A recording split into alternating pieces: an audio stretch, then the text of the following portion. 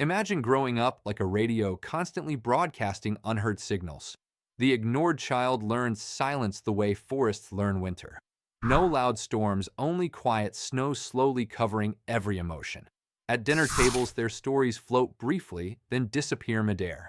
Nobody interrupts intentionally, attention simply flows elsewhere like restless water. The child studies faces, carefully searching for small windows of acknowledgement. Sometimes those windows open briefly, then close before warmth settles. Gradually, the child begins editing themselves before anyone else can. They shrink, laughter, soften opinions, fold feelings like letters never mailed. Psychologists sometimes call this invisible adaptation the quiet survival strategy. When attention feels scarce, children conserve energy by needing less. Yet human brains are wired for connection like roots seeking underground water. Ignored children often become extraordinary observers of emotional weather around them. They sense tension before arguments bloom like birds predicting approaching storms. This sensitivity later resembles what psychology calls hypervigilance towards social signals. It develops quietly, shaped by years of scanning rooms for belonging. The child learns love sometimes hides behind distraction, exhaustion, and silence. Still, their younger mind translates absence into a painful personal equation.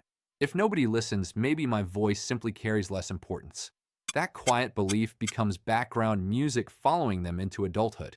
Later relationships sometimes echo childhood rooms where their words faded.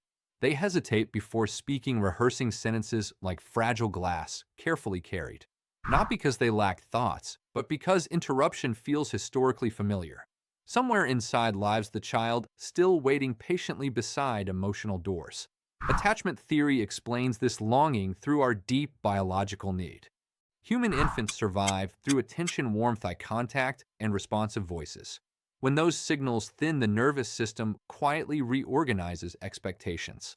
Some children protest loudly, others adapt by becoming emotionally self-sufficient. The ignored child often chooses invisibility because invisibility rarely gets rejected. Yet invisibility carries its own quiet loneliness inside crowded rooms. Imagine sitting beside friends laughing while feeling slightly transparent inside. Conversations move quickly and your thoughts arrive just seconds too late. This delay is rarely intelligence, it is caution shaped by memory. The brain protects itself by measuring safety before releasing authentic expression. Over time, ignored children often develop rich inner worlds quietly. Stories, imagination, and observation become companions when attention feels unavailable. Many artists, writers, and thinkers describe childhoods filled with unnoticed moments. Painful experiences sometimes sharpen perception like polishing a rough lens. Yet sensitivity without validation can slowly transform curiosity into self-doubt. The child wonders quietly whether their emotions simply weigh too much. So they begin carrying feelings privately like secret stones inside pockets. From outside, they appear calm, mature, unusually independent for their age. Adults may praise this independence without noticing the loneliness underneath. The child smiles politely, learning early how to comfort themselves.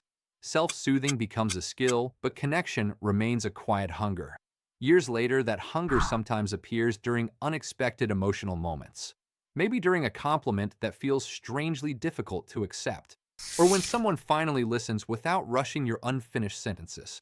Suddenly, the nervous system pauses, unsure how to process attention, because unfamiliar kindness can feel almost suspicious to ignored children. Their brain learned long ago that attention usually leaves quickly.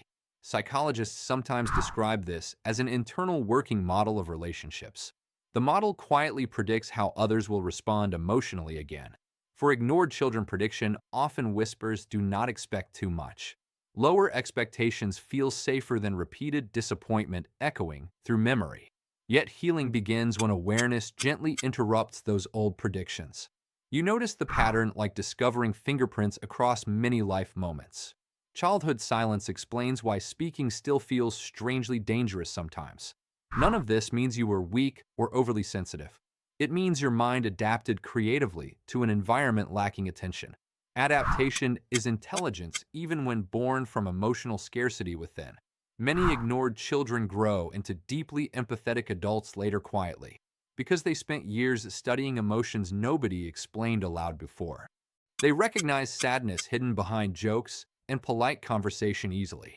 What once protected them now allows profound understanding of others. Still, empathy should not require permanent invisibility anymore today either. Your voice deserves space even if childhood rooms never provide it.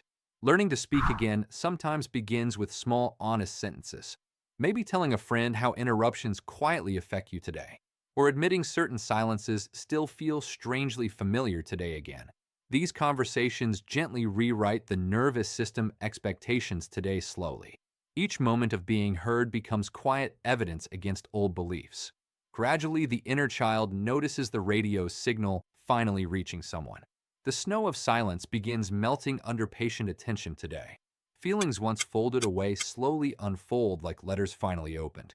You read them gently, without blaming the younger writer today. Because that child survived using the only strategies available then. And survival deserves compassion, not criticism from the present self. Somewhere the younger you still listens for recognition quietly today. Perhaps this video is one small echo finally reaching them. If it is, notice what emotions quietly rise within you. Curiosity, relief, maybe grief for years spent feeling unseen inside. All those reactions make sense in the story of ignored children. Nothing about your experience was imaginary or overly dramatic today. Attention is psychological oxygen. Without it, minds quietly suffocate slowly. Yet oxygen can return the moment someone truly listens again, including the moment you begin listening kindly to yourself today. Self-attention is not selfish, it repairs neglected emotional pathways slowly. Imagine offering that younger child the attention they waited for, listening fully without rushing, correcting, or looking at another screen. The radio signal strengthens when someone finally stays tuned today, and slowly the ignored child learns they were never noise. They were music waiting patiently for quiet ears today listening. Maybe you are hearing that music a little clearer now. If this reflection resonated, consider exploring more psychology stories together. There are many hidden rooms in the mind worth gently opening, and none of them deserve to remain permanently unheard today. Your story matters, even if early chapters were whispered softly. So stay curious about your mind and its quiet resilience. We will keep listening together, signal steady story unfolding forward.